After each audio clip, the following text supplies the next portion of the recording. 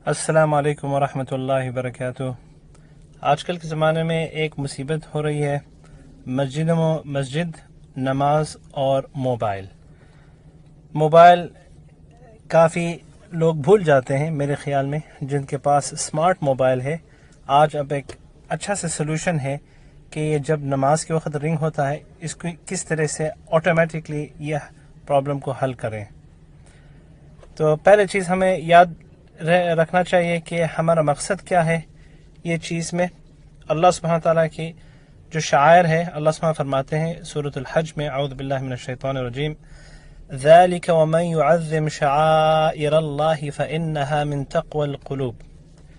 और ये है जो लोग अल्लाह के जो शायर है, जो अल्लाह के इस्लाम के दीन के निशानियां हैं, जिस तरह मसाजिद है, जिस तरह हज के जानवर जो लेके जाते हैं, और जो भी चीज़ समझी जाती है कि वो एक शायर है, एक सिंबल है, एक निशानी है इस्लाम का, जिस तरह मस्जिदों का रहना और मस्जिदों में नमाज अदा होना, फ़इन्नहा बेशक ये चीज़ मिन तक़वल क़ुलूब, इसकी ताज़ीम जब करेंगे ये दिल के अंदर तक़वे की निशानी है।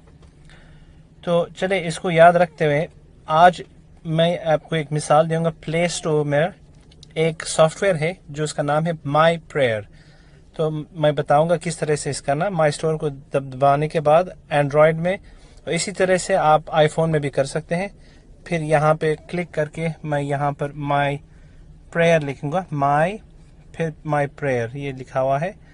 और ये जो पहले अज़ूर ड्रॉइड का सॉफ्टवेयर है, मैं इसको इस्तेमाल करता हूँ, ऑलरेडी इंस्टॉल्ड है। चलिए मैं इसको दबा के ओपन करूँगा।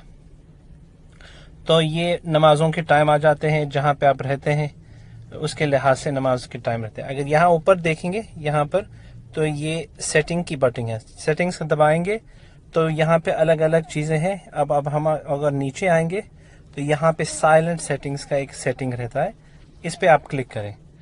साइलेंट सेटिंग्स के अंदर क्लिक करने के बाद ये मेक श्योर करें कि स्विच टू साइलेंट ये ऑन है। ये मेरे ख्याल में जब आता है तो ऑफ रहता है, तो जब आप इसको ऑन कर दें, फिर ये साइलेंट टाइम सेटिंग्स की जो सेटिंग, इसको दबाएं।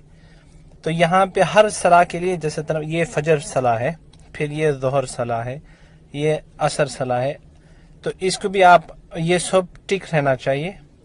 और कितने मिनट अजान के बाद आपके पास नमाज खड़े रहती है, तो हमारे पास 25 मिनट्स फजर के अजान के बाद नमाज होती है, और 10 मिनट के लिए ये फ़ोन साइलेंट पे ऑटोमेटिकली हो जाएगा। तो अगर मिसाल के तौर पे कोई मसाजिद में 20 मिनट के बाद है, तो आप इसको 20 कर सकते हैं, या अगर 30 मिनट तक है तो 30 मिनट कर सकते हैं।